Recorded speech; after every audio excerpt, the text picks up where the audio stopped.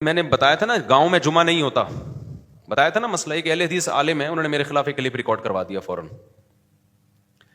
میں نے اس پہ دلیل بھی دی تھی کہ گاؤں میں جمعہ نہیں ہوتا. کیوں؟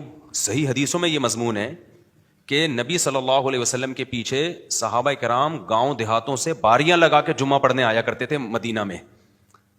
یہ باریاں کیوں لگاتے تھے؟ کیونکہ وہاں گاؤں میں جمعہ نہیں ہوتا. وہ جمعہ پڑھنے کے لیے نا گاؤں کے لوگ آتے تھے، اس دفعہ ان کی باری ہے، یہ جا کے وہاں جمعہ پڑھیں گے، اور اگلی دفعہ ان کی باری. ینتابونا کے الفاظ ہیں، صحیح حدیث ہے یہ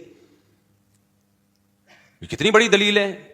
حالانکہ ظہر کی نمازیں تو وہ باریاں لگا کے نہیں پڑھنے آ رہے نبی کے پیچھے، فجر کی نمازوں میں باریاں نہیں لگا رہے، عصر کی نمازوں میں باریاں ان کو پتہ ہے یہاں ہو جاتی ہے، جمعے میں باریاں لگا رہے ہیں وہ.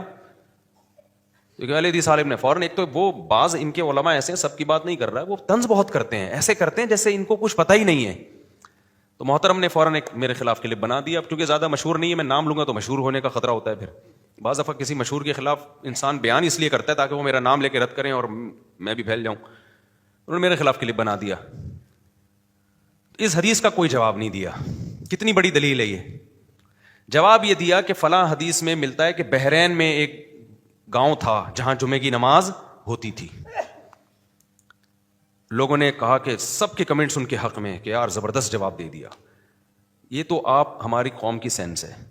کوئی پوچھنے والا نہیں ہے کہ مکہ مدینہ سے ٹاپتے ٹاپتے آپ پہنچے کہاں؟ بحرین.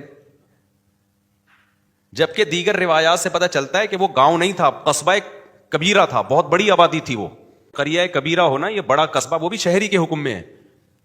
یہ تو خود اس بات کی دلیل ہے کہ اگر بحرین کے کسی گاؤں میں ہو رہا ہے اور بیچ کا کوئی گاؤں آپ کو ایکسپلین کرنے کے لیے نہیں ملا، تو یہ تو ہماری دلیل ہے، اس کی علامت ہے کہ واقعی نبی کے دور میں گاؤں میں جمعہ نہیں ہوتا تھا. لیکن لوگوں میں، تبھی میں کہتا ہوں مجتہدین کو فالو کرو، مجتہدین کو. آج کل کے اسکالرس کو فالو مت کرو، بہت خلط مبحث کر دیتے ہیں یہ لوگ، دائیں بائیں بائیں سے دائیں. میں وزیر آباد میں تھا نا، تو 3 طلاق کے مسئلے پر بڑی بحث ہوئی وہاں پہ. میں نے پورا مسئلہ ریکارڈ کروایا کہ 3 طلاقیں 3 ہی ہوتی ہیں. تو کسی نے مجھے ایک اہل حدیث کا فتویٰ لا کے دکھایا، اس میں یہ لکھا ہوا تھا کہ بھائی اب یہ پرانا دور ہے، اب تو لوگوں کو قرآن و حدیث سمجھ میں آنا شروع ہو گیا ہے.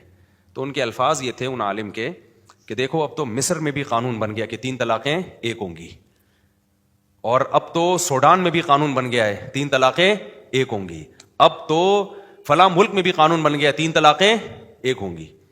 تو وہ بڑے متاثر ہو کہہ رہے ہیں یار مفتی صاحب، یہ اتنے بڑے بڑے ملک 3 طلاق کو ان کی عدالتیں ایک کر رہی ہیں، پرانا قانون ختم کر کے نا 3 طلاق 3 والا ختم کر کے ایک پہ لا رہی ہیں، تو یہ سارے بیوقوف تو نہیں ہیں. میں نے کہا انہی کی اس بات میں ان کی دلیل کا جواب ہے. یہ کہہ رہے ہیں مصر میں 1965 میں 3 طلاق کو ایک قرار دیا گیا، حالانکہ مصر میں اسلام 1965 میں آیا ہے، حضرت عمر کے دور میں آیا ہے. یہ تو تبدیلی کے لفظ ہیں کہ قانون تبدیل کیا گیا. اس کا مطلب 1965 تک مصر میں 3 طلاقیں کتنی تھیں؟ 3 تھی. یعنی 1300 سال تک عدالتوں میں یہ حکم رہا ہے 3 ہوں گی. 1300 سال کے بعد والا مصر اچھا ہے. 1300 سال تک مصر کے علماء عدالتیں گھاس کھا رہی تھی بیٹھ کے. یعنی جس پہ لوگ سبحان اللہ سبحان اللہ کہہ رہے تھے نا اس فتوے پر، یار بڑا زبردست مفتی صاحب نے فتویٰ دے دیا نا، وہ جو اہل حدیث عالم تھے کہ یار مصر نے بھی، یہ پاکستان اور بر صغیر اور انڈیا پاکستان کے یہ دیوبندی وہاں بڑے یہ لوگ ہیں جو ٹس سے مس نہیں ہوتے، اندھے مقلد ہیں. باقی تو براڈ مائنڈڈ حکومتیں ہیں، قرآن و حدیث پر فیصلہ کر رہی ہیں وہ. ابے یہ براڈ مائنڈڈ حکومتیں ہیں.